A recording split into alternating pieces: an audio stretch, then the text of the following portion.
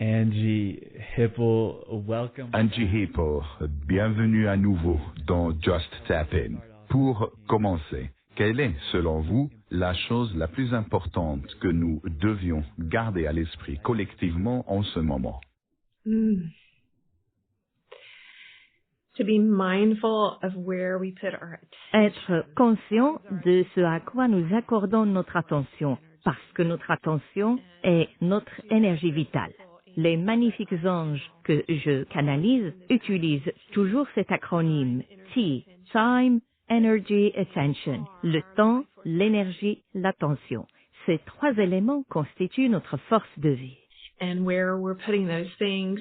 Là où nous investissons notre temps, notre énergie et notre attention détermine absolument tout pour nous, y compris notre niveau d'épanouissement et la manière dont nous influençons le monde qui nous entoure. To give a child attention, Donner de l'attention à un enfant, c'est l'aimer, n'est-ce pas? Tout parent qui dit à son enfant qu'il l'aime, mais ne lui accorde pas une attention aimante, du temps, de l'énergie, de l'attention, l'enfant ne croit pas ses paroles. Les mots sont vides. Donc, notre attention est notre amour. Et la diriger consciemment est extrêmement important en ce moment. Être pleinement attentif. Where do you see most people putting their time, energy, D'après vous, à quoi la plupart des gens consacrent-ils aujourd'hui leur temps, leur énergie et leur attention?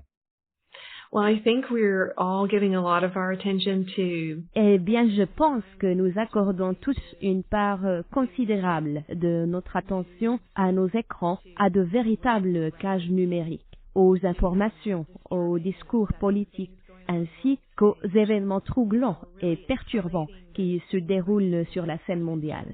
Et en réalité, nous amplifions toutes ces choses simplement en leur donnant notre attention. I was meditating about Je méditais récemment à propos d'une figure politique. Quelqu'un m'avait posé une question à son sujet et immédiatement, mes guides m'ont montré une image. Vous savez, quand vous êtes sur un parc automobile et qu'il y a ces énormes structures gonflables, de gigantesques silhouettes remplies d'air, parfois hautes de 3 étages, simplement pour attirer l'attention, faire venir les gens et leur vendre une voiture. and Mes guides m'ont donné cette image comme une métaphore de cette figure politique. Et en réalité, cela s'applique à beaucoup d'entre elles aujourd'hui sur la scène mondiale. Elles ne sont au fond que de l'air. Et l'attention que nous leur accordons crée littéralement des choses aux proportions presque mythologiques, alors même qu'elles ne sont pas réelles.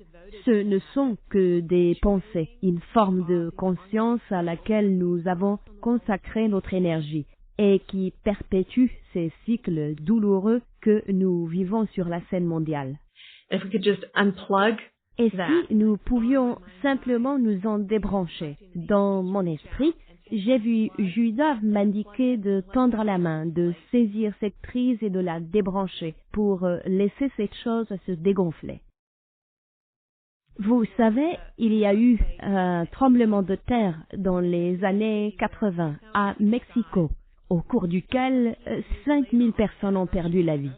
Et 17 ans plus tard, à l'anniversaire de ce séisme, les habitants de Mexico se sont à nouveau rassemblés pour commémorer les morts, se souvenir de ce qui s'était passé, faire des exercices d'évacuation et se préparer à d'éventuelles catastrophes futures du même type. And as they were doing that, guess what happened? Et pendant qu'ils faisaient ça, devinez ce qui s'est produit. Un autre tremblement de terre. Et des centaines de personnes supplémentaires sont mortes. À l'époque, certains ont trouvé cela étrange, presque comme une sorte de voodoo ou quelque chose d'irrationnel. Mais en fait, non. C'est parce que les habitants de la ville portaient leur attention sur l'idée d'un tremblement de terre, celui du passé, et ceux qui pourraient survenir dans le futur. Et ce faisant, ils ont littéralement recréé un autre tremblement de terre par leur attention. En réalité, c'est quelque chose que nous faisons tous, n'est-ce pas? Nous donnons notre attention et nous nous trompons nous-mêmes. Judas m'a appris que nous nous illusionnons en pensant que le fait de porter notre attention sur des animaux affamés à secourir, sur des guerres en cours ou sur des situations politiques difficiles va changer les choses. Nous nous trompons en croyant que le simple fait de nous sentir mal à ce sujet va transformer la réalité.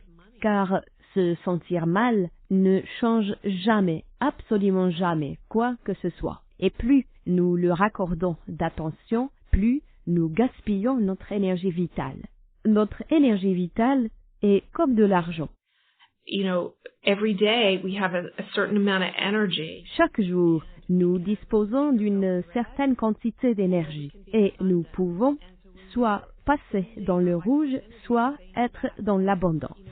Et lorsque nous gaspillons notre énergie vitale pour des choses qui ne peuvent pas nous combler, ni nous apporter la vie et la joie, nous finissons par être à découvert. Nous finissons déprimés, tristes, désespérés, et même dans la maladie ou des états de ce genre.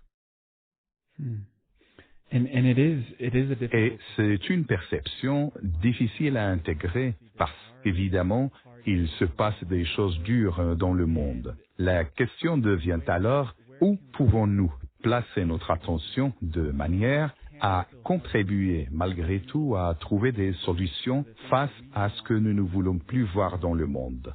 Yeah. Well, there's some of us that really need to invest our time, energy, and attention. Vous savez, il y a parmi nous des gens qui ont réellement besoin d'investir leur temps, leur énergie et leur attention dans un changement concret et tangible des situations. Et ça, c'est différent du fait de se tromper soi-même en croyant que l'on change les choses simplement en y pensant, en les contemplant mentalement ou en ruminant sans cesse à leur sujet.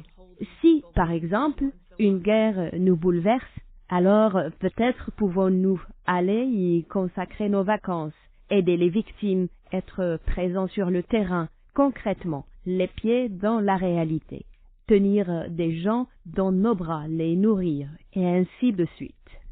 Mais sans nous illusionner, n'est-ce pas, en pensant que nous faisons une différence simplement en étant bouleversés par ces événements, ou en ruminant continuellement à leur sujet, ou encore en consommant sans cesse des contenus médiatiques à leur propos. Donc, plus nous consommons des médias à la tonalité très négative, plus nous les amplifions.